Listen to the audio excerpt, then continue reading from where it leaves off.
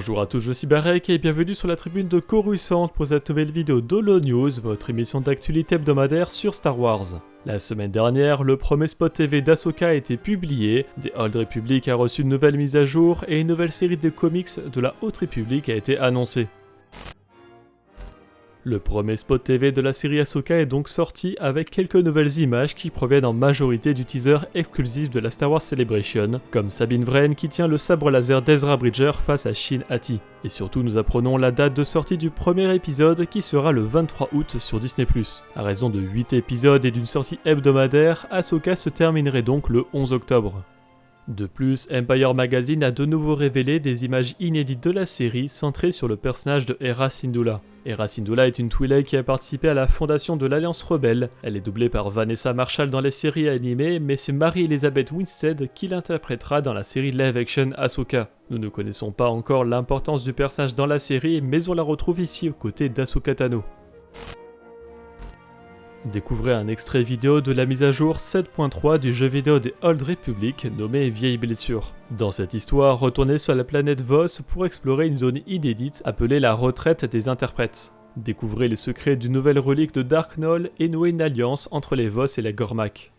Et l'intercepteur Mark VI de l'Empire Sith de The Old Republic rejoint le jeu mobile Les Héros de la Galaxie. Ce vaisseau est jouable uniquement lorsque vous possédez le soldat Sith de l'Empire.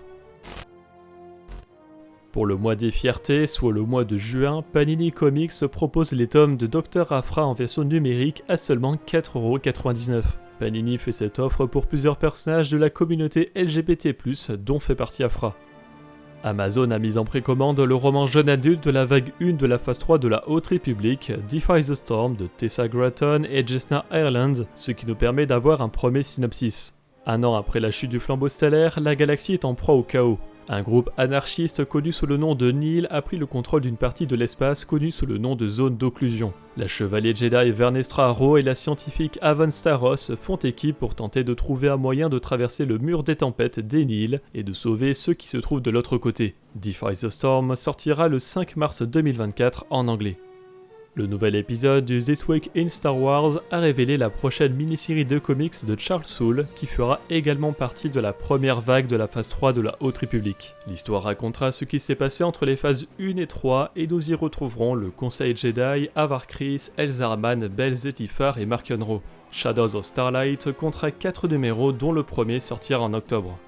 Côté extrait de comics, retrouvez en description ceux de Darth Vader numéro 35 et de Sana Starros numéro 5. Comme pour les derniers crossovers de comics, Marvel Comics proposera 6 couvertures alternatives connectées sur chaque série du crossover.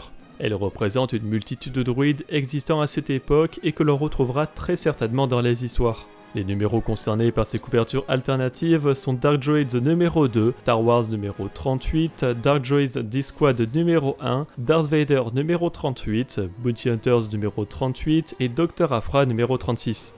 Et retrouvez également les couvertures alternatives de Darth Vader numéro 36 et Bounty Hunters numéro 36 pour les 40 ans du retour du Jedi, ainsi qu'une couverture pour Hyperspace Stories numéro 6. La semaine dernière sont sortis en français le livre audio du roman Ahsoka et en anglais les comics Star Wars numéro 35, Yoda numéro 8 et Return of the Jedi et The Empire numéro 1.